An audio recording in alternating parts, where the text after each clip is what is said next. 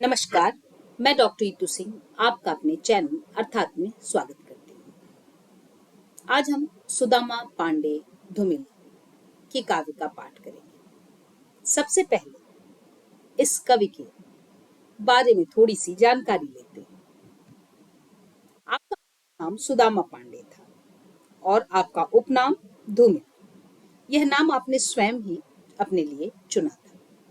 आपका जन्म 9 नवंबर 1936 में वाराणसी में हुआ था, उत्तर प्रदेश के, और मृत्यु 10 फरवरी 1975 को लखनऊ में। धूमिल हिंदी साठोत्तरी कविता के प्रमुख हस्ताक्षर हैं। उनकी कविता में प्रखर प्रतिरोध का स्वर मिलता है और उनकी कविताओं के भीतर एक राजनीतिक चेतना सदैव वर्तमान है। धूमिल की अपनी विशिष्ट काव्य भाषा है, जिसमें आम फहम शब्दों का बहुलता से प्रयोग हुआ है। मरणोपरांत उनकी रचना कल सुनना मुझे के लिए उन्हें 1979 में साहित्य अकादमी पुरस्कार से नवाजा गया। आपकी काव्य संग्रह 3 काव्य संग्रह ही प्रकाशित हैं: संसद से सड़क तक, कल सुनना मुझे और सुदामा पांडे का प्रजातंत्र। आइए हम सुनते हैं उनकी बेहद चर्चित कविता मोचीरा। रापी से उठी हुई आंखों ने मुझे क्षण भर टटोला और फिर जैसे पतियाए हुए स्वर में बोला, बाबूजी सच कहूं, मेरी निगाह में न कोई छोटा है न कोई बड़ा है। मेरे लिए हर आदमी एक जोड़ी जूता है जो मेरे सामने मरम्मत के लिए खड़ा है। और असल बात तो यह है कि वह चाहे जो हो, जैसा है, जहां कहीं है, आजकल कोई आदमी जूते की नाप से बाहर नहीं। फिर भी मुझे ख्याल रहता है कि पेशेवर हाथों और फटे जूतों के बीच कहीं न कहीं एक आदमी है जिस पर टांके पड़ते हैं, जो जूते से झांकती हुई उंगली की चोट छाती पर हथौड़े की तरह सहता है।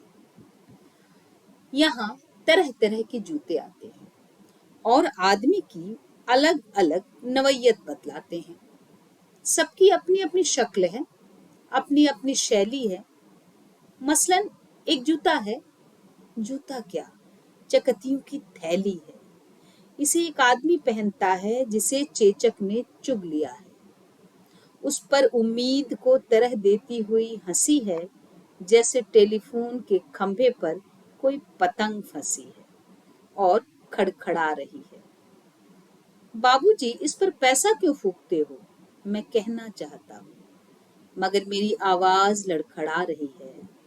मैं महसूस करता हूँ भीतर से एक आवाज आती है, कैसे आदमी हो, अपनी जाति पर थूकते हो। आप यकीन करें, उस समय मैं चकतियों की जगह आंखें ताकता हूँ और पेशे में पड़े हुए आदमी को बड़ी मुश्किल से निभाता हूँ। एक जूता और है जिससे पैर को नांद कर एक आदमी निकलता है शहर को। न वह अक्लमंद है न वक्त का पाबंद है, उसकी आंखों में लालच है, हाथों में घड़ी है, उसे जाना कहीं नहीं है, मगर चेहरे पर बड़ी हड़बड़ी है। वह कोई बनिया है या बिसाती है, मगर रौब ऐसा कि हिटलर का नाती है। इसे बांधो, उसे काटो, यहाँ ठोको वहां पिटो, घिस्सा दो, ऐसा चमकाओ, जूते को ऐना बनाओ। उफ, बड़ी गर्मी है। रुमाल से हवा करता है, मौसम के नाम पर बिसुरता है। सड़क पर आतियों जातियों को बानर की तरह घूरता है। गरज यह कि घंटे भर खटवाता है, गरनामा देते वक्त साफ नट जाता है। शरीफों को लूटते हो, वह गुर्राता है और कुछ सिक्के फेंक कर आगे बढ़ जाता है। अचानक चिहुक कर सड़क से उछलता है और पटरी पर चढ़ जाता है।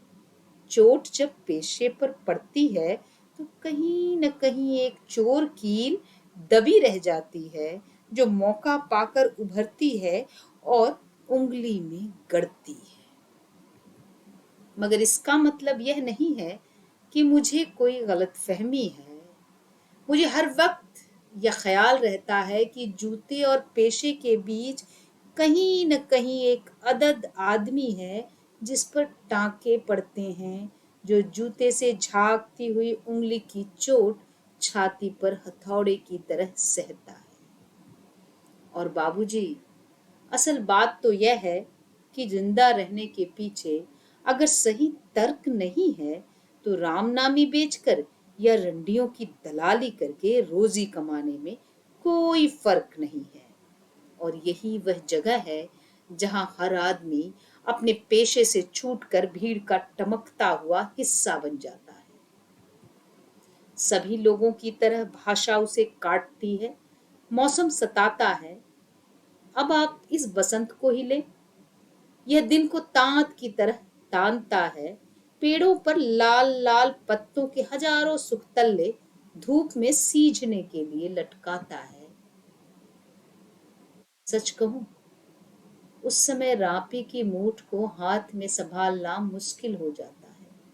आंख कहीं जाती है, हाथ कहीं जाता है, मन किसी झुंझलाए हुए बच्चे सा काम पर आने से बार बार इनकार करता है।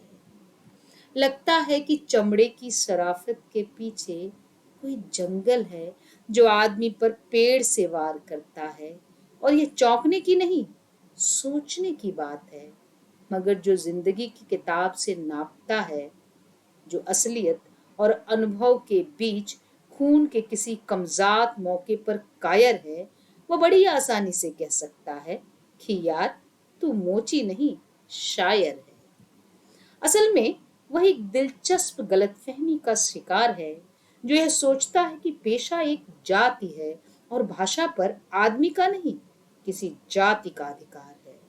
जबकि असलियत यह है कि आग सबको जलाती है, सच्चाई सबसे होकर गुजरती है। कुछ हैं जिन्हें शब्द मिल चुके हैं, कुछ हैं जो अक्षरों के आगे अंधे हैं।